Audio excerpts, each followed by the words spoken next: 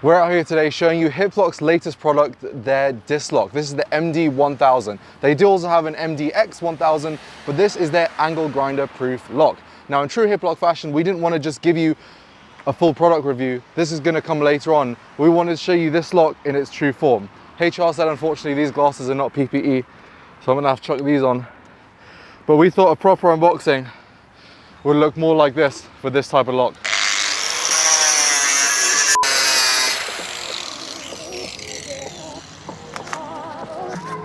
This is the MD1000. Let's get into it. So we are going to get into grinding this lock and also comparing it against another one. But first we want to show you some of the tech specs. So let's get into it. Coming in at 1.07 kg with dimensions of 105 millimeters by 35 millimeters by 65 millimeters or 80 millimeters with the pin. Now it also has a special composite material on the inside with a 12 millimeter locking pin and a plastic shell on the outside that can come in two different colors, that being yellow and black. But like I said, most importantly, it is angle grinder proof. So let's get into cutting it. So we're going to give you a real world test really quick, and we've got it set up on this rig. You might notice there is another side to this, so we're going to put an unbranded disc lock on here. It doesn't actually fit on this like this one does, so we're going to grind this down, use the angle grinder for what it's for, so we can fit the lock on it.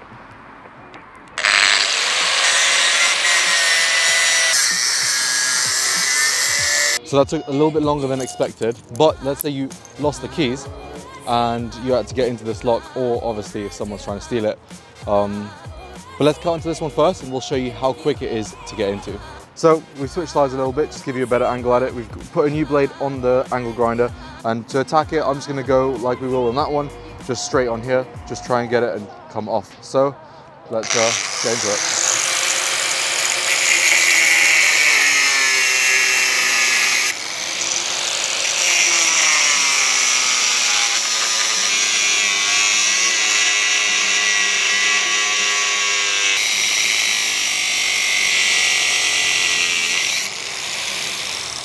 Quickly before we keep going, obviously we're going to cut it and stuff. Do you want to come this side so we can see what it looks like?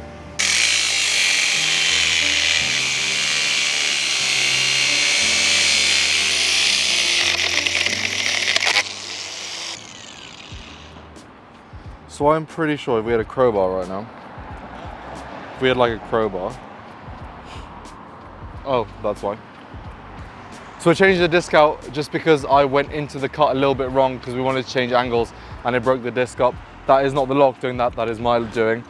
But we'll put on another disc really quickly and show you what it's like. We're going to get you the same angle again and try and do it from a different side, still into the same cut, but just so you can see that this does nothing to the disc at all. And I'm pretty sure if we had a crowbar right now, it would just... pretty sure if we had a crowbar right now, it would just break open. So the disc did break on that one because we tried to change the angle. I took the grinder out and then tried to like go back into it at a really wonky angle, and I broke the disc. That's not the lock's doing, that's my doing.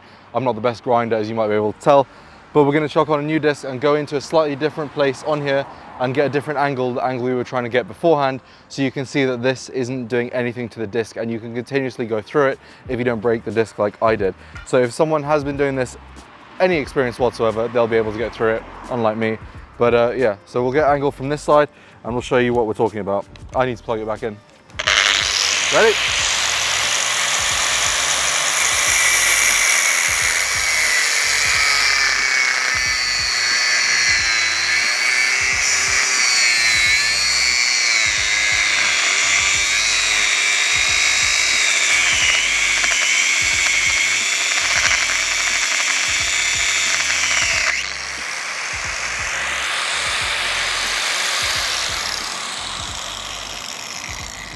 It's a bit warm, but I don't even think you need another tool apart from the chuck. But if I break that,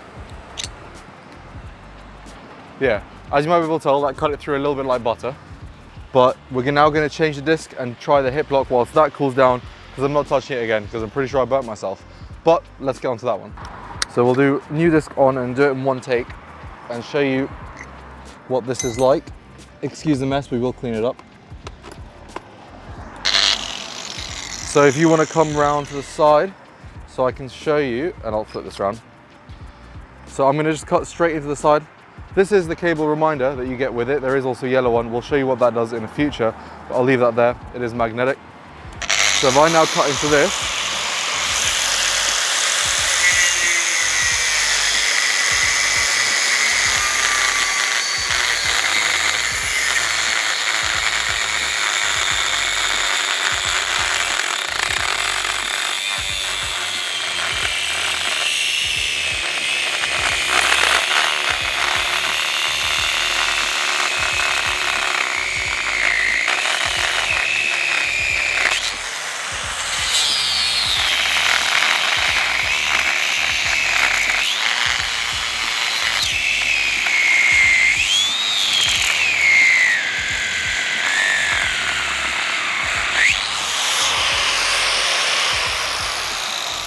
so there's a slight difference between the discs now.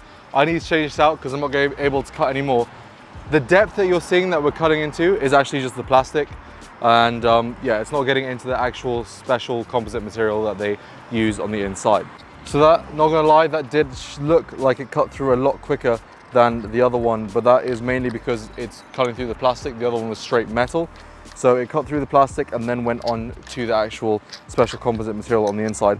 But you were able to tell that there is something there stopping it, and it grinds down the disc faster than it grinds down the lock. So we're just gonna put a second disc through it, just in the exact same spot so you can see. PPE back on.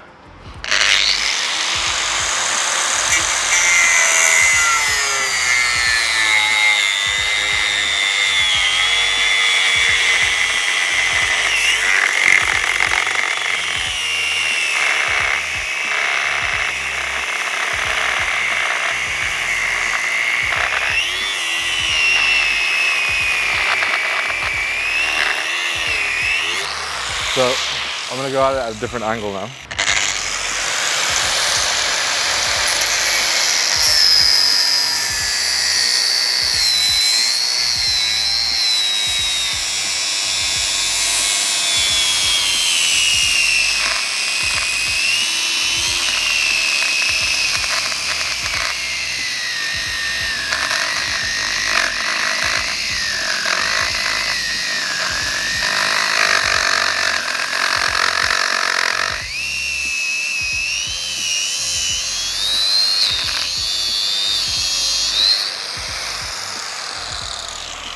So again, it's taking the disc all the way down. I'm covered in dust now.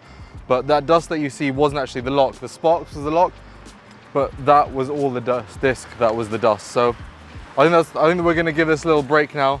It didn't make it all the way through the other side. We're gonna give you a little sit rep on it and then also talk about some of the other things about the lock itself. So let's go there. So something I'm curious about is that if it still unlocks, even though we've gotten majority of the way through the actual lock itself. So, yep, still unlocks.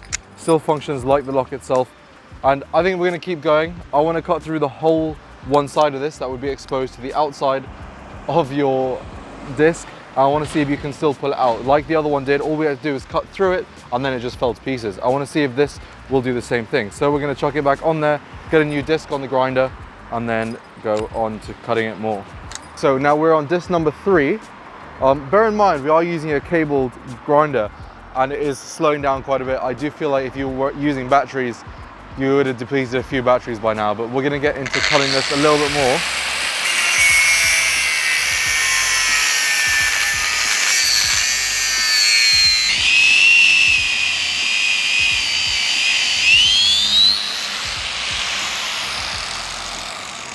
Okay, so we might need 4 discs, not 3. It is almost there, but there's just a little bit left on the inside. So I'm going to change the disc again and then we'll go for it. I think the 4 discs will get it through. So 4th discs, I just want to see if I can get through it now. I can see just the little last part in there, and yeah, we're going to go for it.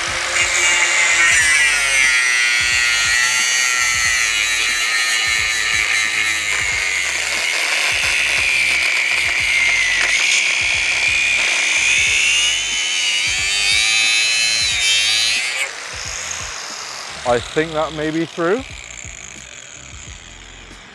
I cannot tell. There's still a little bit left on the inside, so I'm going to get that.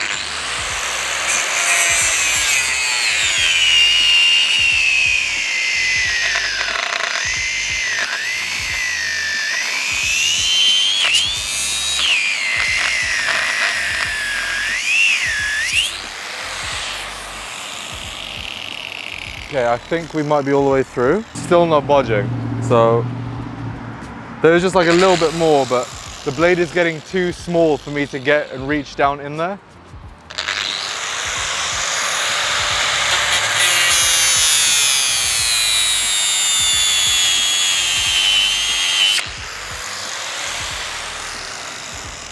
There we go, I think. Nope, there's still a little bit more.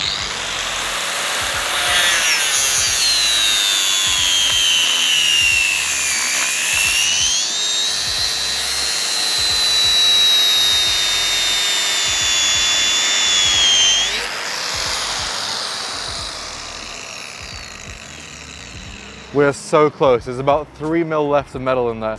I'm gonna try and pry it and see if it comes off with the chuck like we did with the other one, with the other off-branded one. So I get in there. I bent the chuck. Sorry, someone lent us this. But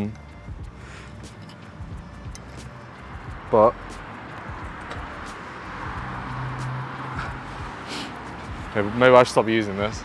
So at this point, I probably would be in handcuffs, but I'm really curious to see what happens when this piece comes off. So I'm just gonna break it by hand. To do that, I will be unlocking it because I can't do it by hand on here, I don't think. No, I'm currently just taking off the plastic.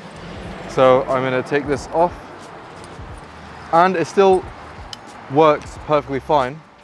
But yeah, so you might be able to tell. We'll get this, try and get a nice close shot of it. That's how much I've cut. That's hot. Did you get that on camera? Okay. So you can see in there, but that's how much we've cut through in 4 discs. And there is still a tiny little piece in there, but I can't seem to get to that purely just because I can't get the disc in far enough. But if I keep wiggling it maybe by hand, there we go. So it has come off. That is really hot. You can see all the locking materials in there, but what I want to know is if they do manage to cut through it on the bike and it is still locked on your bike by the locking pin,